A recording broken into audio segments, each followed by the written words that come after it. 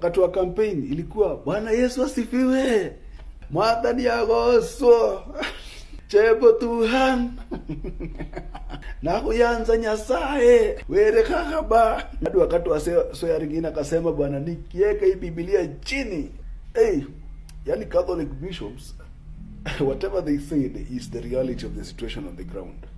You know, the Catholic Church represents like 40% of the population of Kenya when it comes to religious matters. And when the bishops, all of them, from all over the country, sat down and said that they want to say this about the government, and they said it. I'm seeing government officials led by Oscar the Noisemaker Sudi attacking the bishops. And to my surprise is that even Oscar Sudi is singling out a bishop who never even spoke. That is Archbishop Muheria of Archdiocese of Nyeri. He's singling out that bishop. I don't know what is the hate they have for the man of God. And Oscar Sudi came up with a point that when they were killing in Rivayala and so on, where were the bishops? And my question is that who was orchestrating those killings? Because even those days the bishops were castigating William Ruto. So, and the killings are continuing up to now. You see, now we shifted from the Rivayala, we came to abduction, the Kwale massacre, the Shakahola massacre. So they are continuing. So, and you know, in that government that Oscar Sudi is blaming, we had President Uhuru Kenyatta as the president, and we had William Ruto as the deputy president. So the question is this: if the deputy president by that time was an innocent man, he never used to kill people, he never used to attack people, maybe he promised people during campaigns that these things will stop, but we can see those things are still continuing. What is the message that we are the Oscar Sudi is passing to the public? That when William Ruto was the deputy president, there were massacre, there were abductions, there were killing and dumping of bodies in Rivayala. And right now, William Ruto as a president, we still have the same thing, dumping of bodies in Kwale. We have the Shakahola massacre and so on. So, kenye au mabishop walikuwa wanasema kwa press conference yao, waki-call out hii bullshit ya abductions na killing of protesters. In reality, ini kitu kila mtu anajua ina happen. Na the fact that politicians wana make statements wakisema hizi ni false stories, that ni fake stories, it says a lot. Na ndio mwana nashinda nikiwaambia 2027 inafaa tutoe utu million tuote twa Ruto, hao watu wote wenye wanasema hizi ni fake stories, au ndio watu tunafaa kutoa kwa hii gava. Catholic bishops criticize Ruto over culture of lies, killings and corruption. The subs say they urge the state to focus on pressing issues like education, healthcare, among others, and called on Kenyans not to applaud politicians' lies. You need to call them out when you hear them. Yeah. The Catholic Church yesterday condemned President William Ruto's administration over unexplained killings, abductions, widespread corruption, and a growing culture of lies. In a pointed statement, the bishops, through the Kenya Conference of Catholic Bishops, criticized the government for fostering an environment where citizens had become accustomed to the lies propagated by politicians.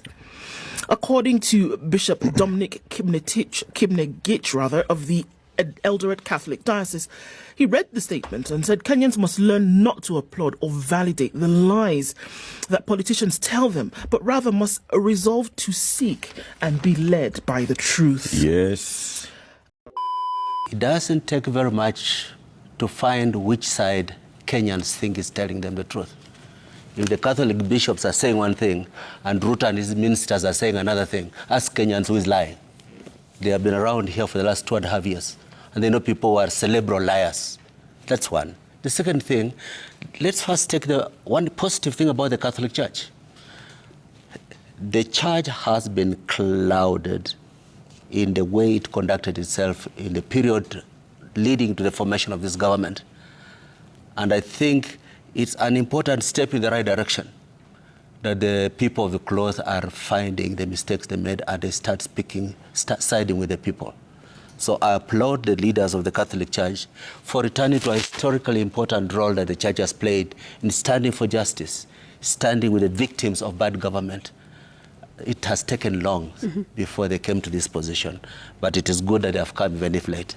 Mimi venye niliona mabishop wakicall out hii bullshit ya abductions na killing of protesters, honestly mi nilifeel niko proud juu sahi at least hadi wao wameacha kununua hizi lies zenye gava inawauzia. Last election wao ndio walikuwa wanatumiwa. Wao ndio walikuwa single-handedly responsible kwa Christians kuvotia umse ndio waingie kwa hii gava. Na juu saa hii wameanza kucall out hii bullshit, saa ndio unacheki wanaanza kusema ati ni fake stories. Wakwende huko. Amekuwa hapa Tagaza University and he has gone further to attack the clergy. Amesema kule ya kwamba ametembea kanisani, amegundua ya kwamba makasisi hawajasoma. Come on now, dog. Come on, man. When I look at the bishops, if there are people who have an audience with the president, it's the bishops and the church leaders. Usually they have the ability to meet the president in State House. In fact, they will get an appointment ahead of me and they will be able to meet the president. So if you're able to meet the president on one-to-one, why don't you cancel the president in private? What? The moment you come and cancel the president in public and castigate him in public or castigate the government in public when you can reach us, those bishops can talk to us. Bishop Kimengich was helping me with the medical camps here in Wasingishu. He can talk to me at any time and be able to say, we think this is going wrong. We think this is the direction that you should go. And then and then continue to pray for us to do the right thing. Ukiona politician kama huyu akisema ati watu wanafaa kuwa called out in private, inaonyesha tu enyewe igava haitaki opposition yoyote. Na itakuwaje our leaders as church leaders wata call out hii bullshit in private? Tutajuaje wako on our side? Au tuache ujinga? Atununui hii uoga yenye mmekuwa mkiuza, atuinunui. In this compound, we've been here many times around this compound. And it is very gratifying that we are here today to do this together. And I want to ask all of us, leaders, the clergy, Kenyans, to work together towards a nation that we can all be proud of.